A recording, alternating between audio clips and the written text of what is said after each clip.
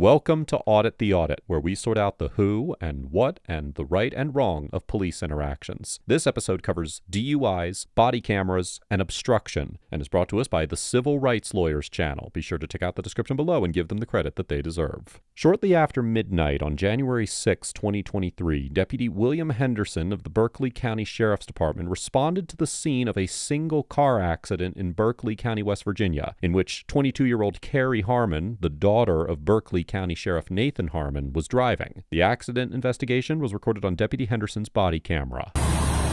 Impressive. Oh, man. Good, how y'all doing? Yeah, she was the driver. He was in the pickup truck. It's only so. Not hurt or anything? No, I'm good. Okay. Just need your license, registration, insurance? Gotcha.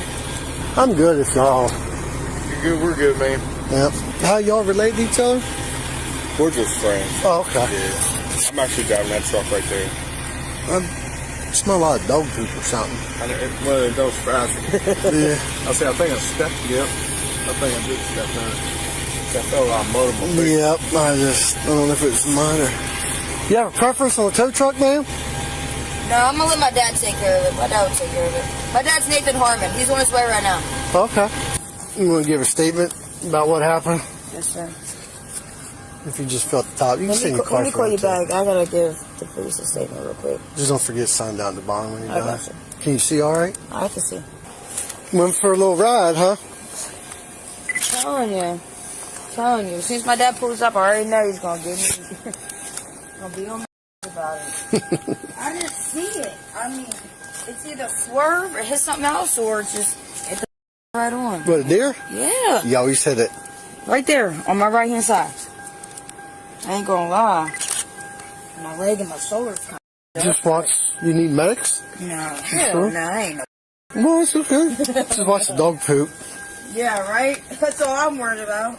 You want this back, sir? Hey, if you can just hold on to it for a minute, I appreciate it. Ms. Harmon claims that she was hit by a deer on the passenger side of her vehicle, and in the police accident report, which was obtained by the civil rights lawyer and can be found in the blog post linked in the description below, Ms. Harmon wrote that she was following, and I'm quoting, her man home when she was hit by a deer on her right passenger side. However, it should be noted that Deputy Henderson concluded in his report that no evidence of a deer strike was observed, and instead described the car accident as follows. Quote, vehicle number 1 was traveling north on Cemetery Road and failed to negotiate a curve to the right. The vehicle ran off the roadway to the left, striking a mailbox shrub with a concrete block, which caused the passenger side of the vehicle to come off the ground. The vehicle struck the ground along with striking 3 fence posts and approximately 14 feet of vinyl fence.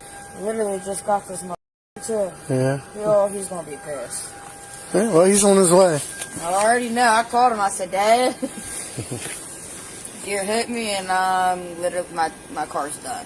And the crazy thing is, me and my man, we live right across these rocks right here. Oh, really? Yeah. You said the deer actually hit you? Yes. It should have hit me. I'm telling you. For it to look like that, it's got to hit me. I saw that on the right-hand side, and I'm like, oh, no. It's either swerve or you hit it. Oh, yeah. man. I know. You gotta watch yourself because you got open shoes on. Can you sign that down the bottom for me? What's that? I just need you to sign it. Oh, I'm sorry. If you can just put a date on there. I got you. There you go, sir. Okay. Thank you.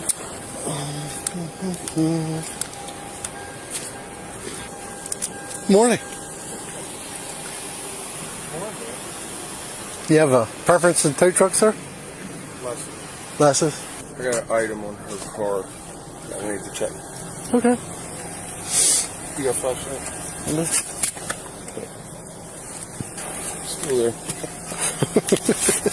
Have you talked to him? Is he drinking? I can't tell.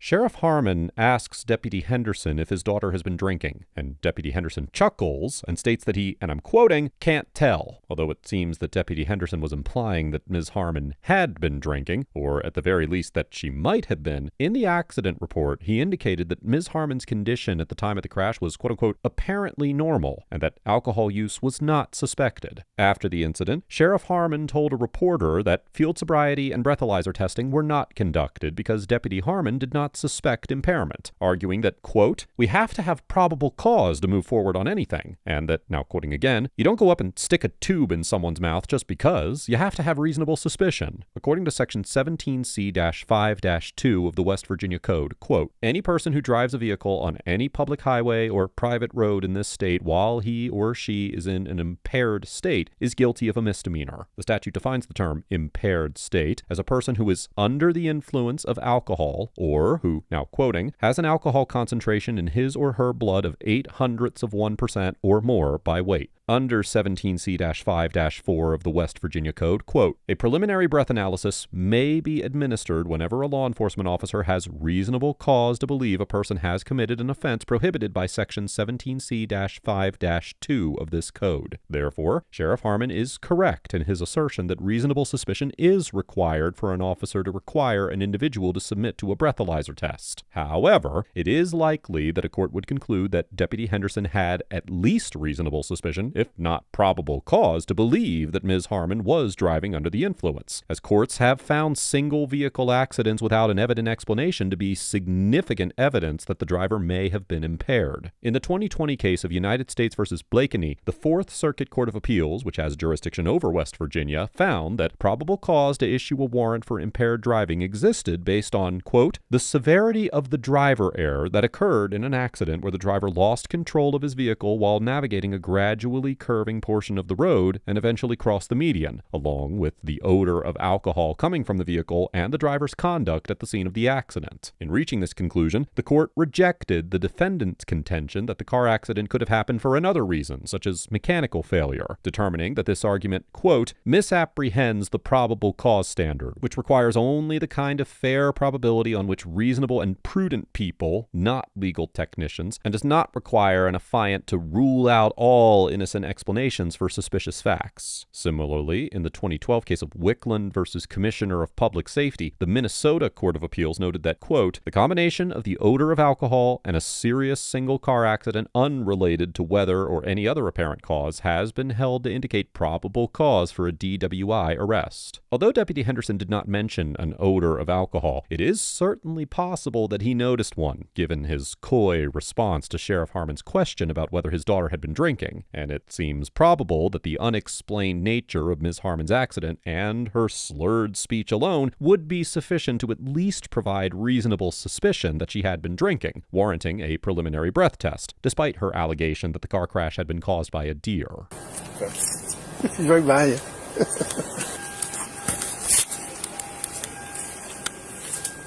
Oh, man. Oh, God damn it.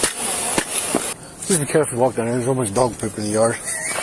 I think she rolled that thing. Because when you go up there in that yard, you'll see the tracks just completely stop. Because they stop right there. Yeah, she's turning to the right here. Yeah. Oh, you got to dig right here.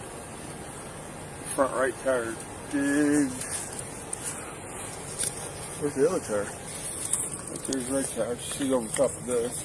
Matter of fact, there's a freaking thing over there. So she's over top of, oh man. She got pretty lucky. Car might just, I think when she hit center block, the front end came up. She's on one tire right here. Huh? Because there's a center block back there where the mailbox almost was on the other side of the bush. Yeah, she's on one tire. Yeah. Oh, you're fine. I'm pretty much done. All I got to do is just leave a note for them so I don't get in trouble by state law. Yeah. Let me see. I'm curious about something.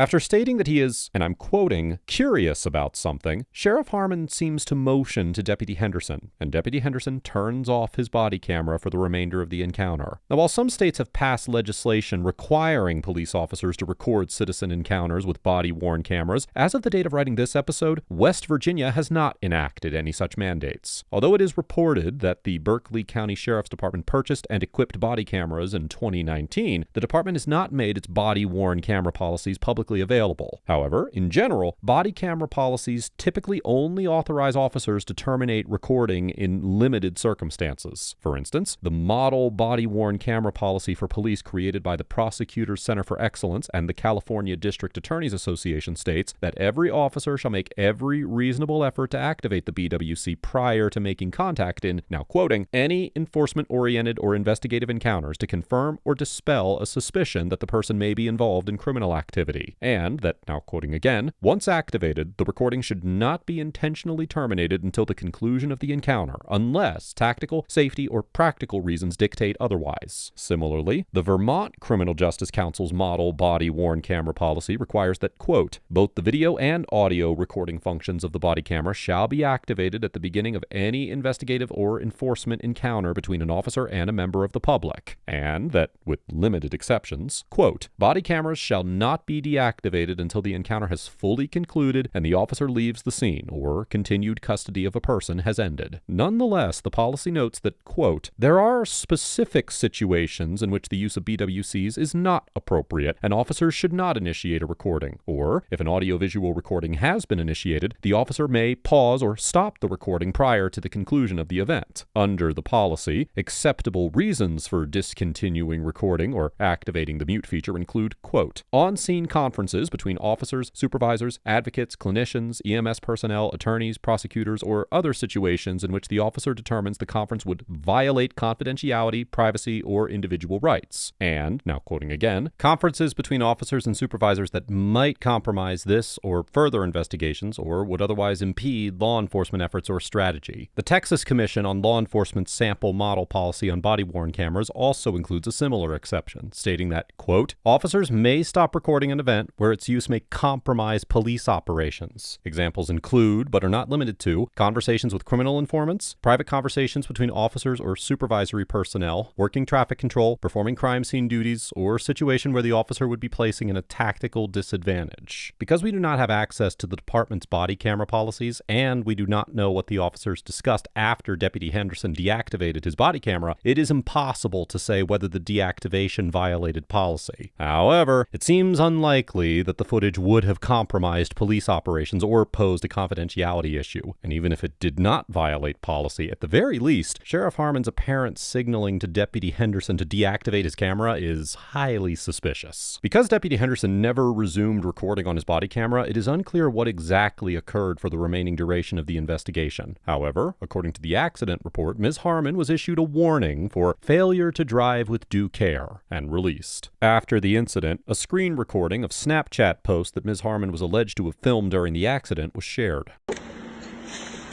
Done did it, y'all. I done did it. God. Well, I love my dad. I'ma just say that. I love my god dad.